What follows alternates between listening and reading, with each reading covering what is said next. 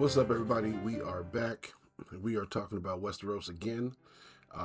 Episode 4 and 5 have come out, but I don't want you to come to me immediately after the episode because I'm going to spoil some shit for you. So I want you to get all your information. I want you to watch all your theory videos and then come to me and we'll talk about some real stuff because some of these things that I've heard, I kind of want to either dispel or put you on the right path. So we're going to talk about the whole Aemond, Night King, Brendan Rivers thing.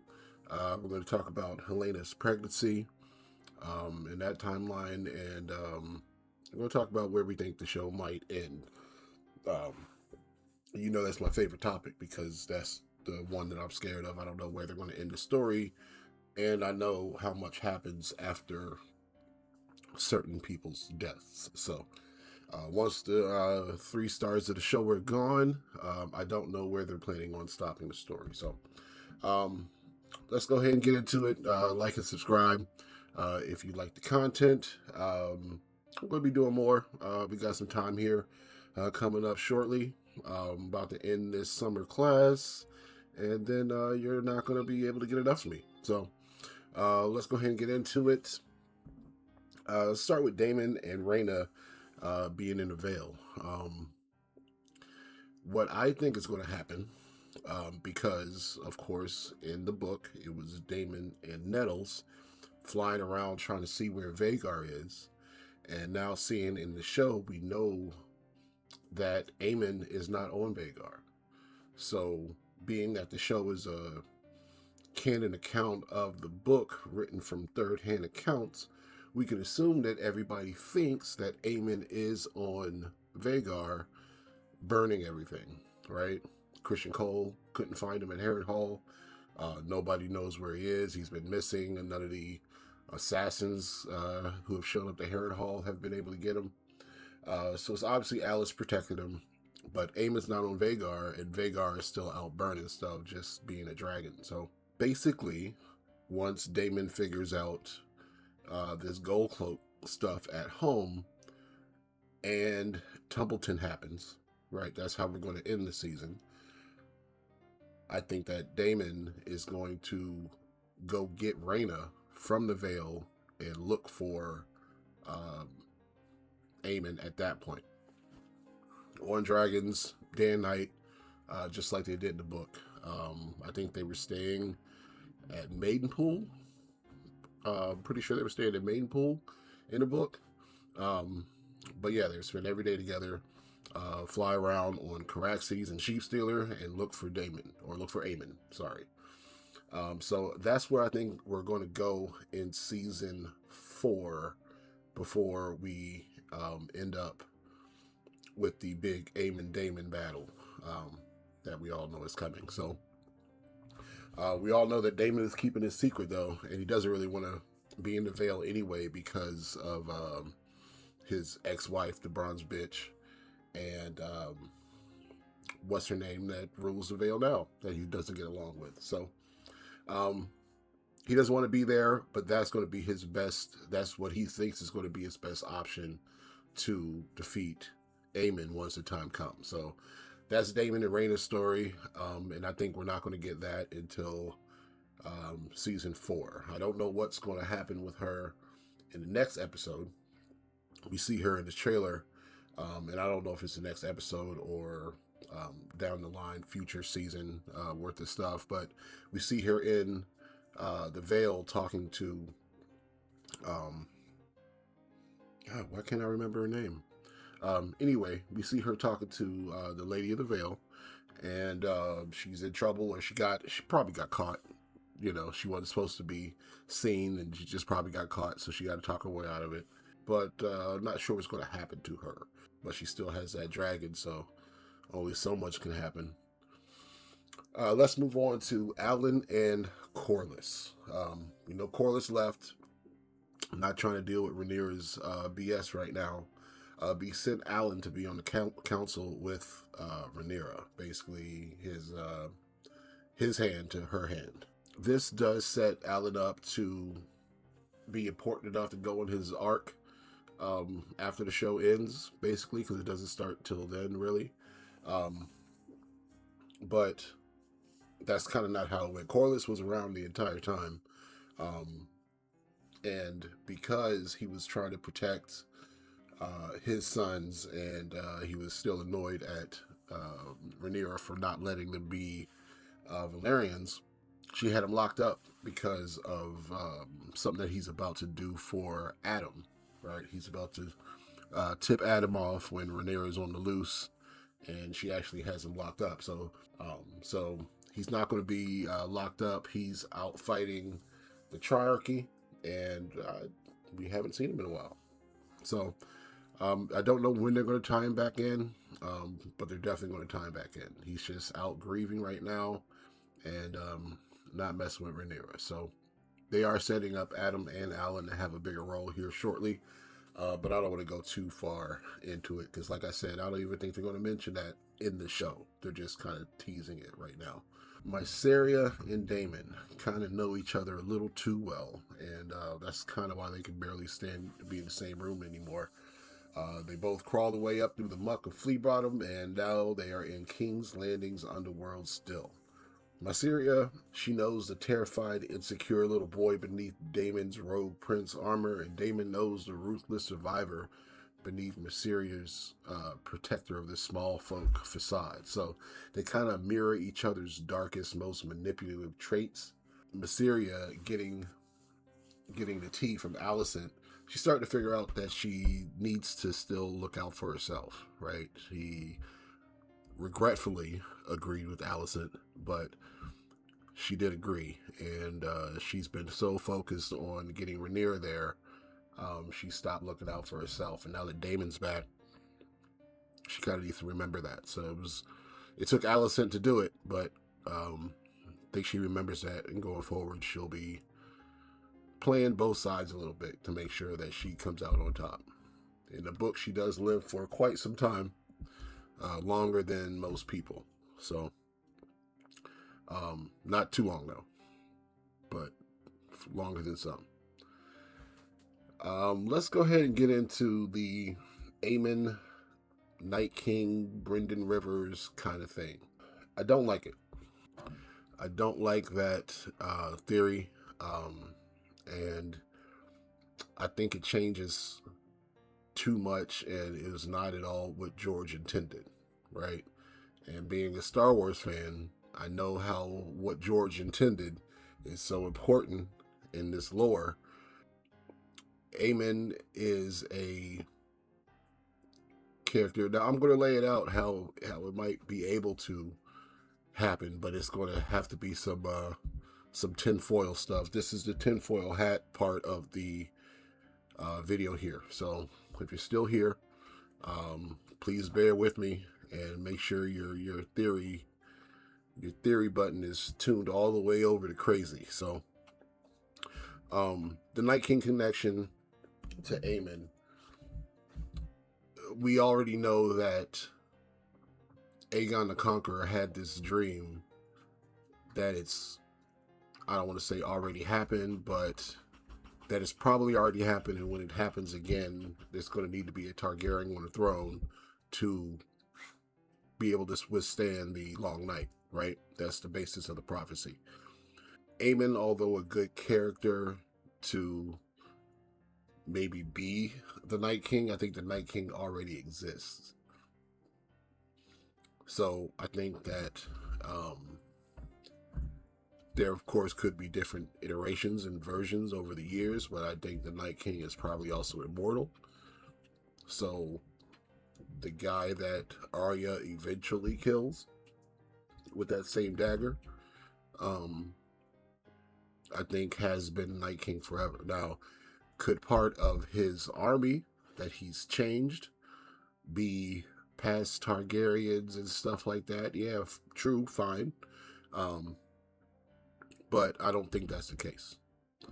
So I think Aemond is his own character.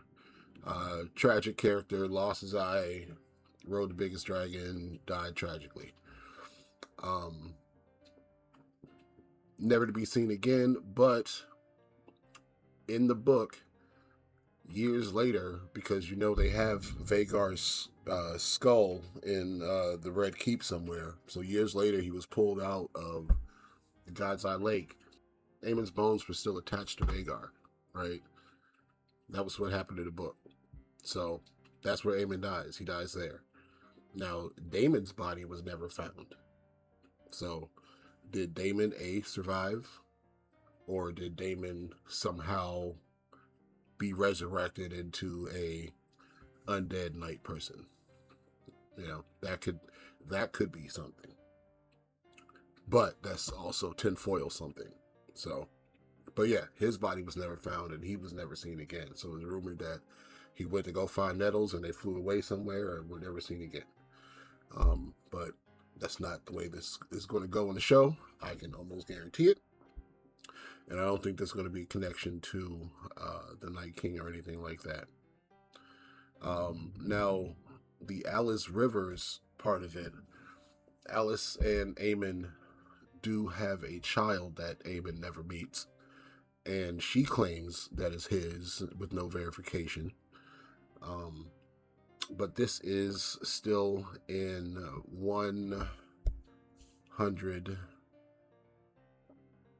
133 AC, something like that. We're still in 130. We're still in 130 AC. Okay, looking at my handy dandy family tree. Let's look for all these people we're talking about. Okay. Aegon, Helaena, Aemond, and I spelled his name wrong. Aemond and Darren. And then over here we have, all right, Daemon's up a little bit, so we can leave him there. Okay. So Daemon and Rhaenyra up there. And then the year the Dance of the Dragons is happening over here to the side. This way. So, here's why Aemond and Alys cannot create Brynden Rivers, right? Brynden Rivers, who's alive during A Night of the Seven Kingdoms, which is in 202, 207. We'll look it up in a minute. But they're all the way in that time frame over there, right? 195 to 20 whatever we're talking about. You see Brynden Rivers is here, whose father is Aegon IV, who's the son of Viserys, who's Daemon and Rhaenyra's youngest son. So that's how far it goes back. It goes back a couple generations. Aemond and Daemon, we know, died at the same time. 131 AC, right? Is that what that says, or is it 130? Yeah, so following it all the way down, that Daemon and Rhaenyra. Then they have Aegon III, Viserys, her two Targaryen kids. Then Viserys is the one with Lady Rogari from Lys. Has Aegon IV, which is Aegon the Unworthy, who had all of the bastards, what do they call it, the Great Bastards, from the Blackfire days, right? So Daemon Waters was his favorite bastard, the most important one. Brynden Rivers, whose mother is Melissa Blackwood, who, if we're really trying to make a point for it, could be another iteration of Alys Rivers, right? Alys Rivers, who has been alive for over 100 years, like they say. Why wouldn't she be alive for 100 more? Being in the same form, and we know that the Blackwoods, the Brackens, and all those people are in the Riverlands, right? So maybe she married a Blackwood after this Aemond situation. We don't know what happened with that child, right? We don't know who he became, but she could have gone on to be Melissa Blackwood, one of Aegon IV's favorite mistresses, and then had Brynden Rivers then.